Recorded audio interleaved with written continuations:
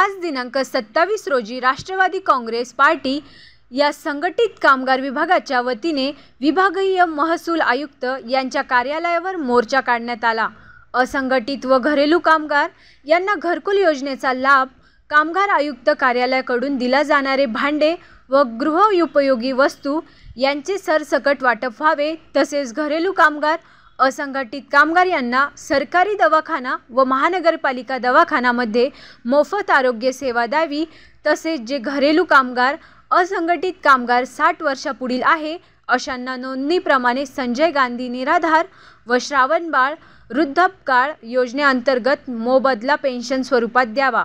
घरेलू वा संघटित कामगार यांच्या मुलांना शिक्षणासाठी फीमध्ये सवलत द्यावी। महानगरपालिका व जिल्हा परिषद यांच्या शाळेचा दर्जा सुधारण्यात यावा, असे अनेक मागण्या या मोर्चा दरम्यान करण्यात आल्या। या मोर्चाचे नेतृत्व शहर जिल्हाध्यक्ष संतोष शेळके, राष्ट्रवादी काँग्रेस पक्षाचे ज्येष्ठ नेते निवृत्त महाजन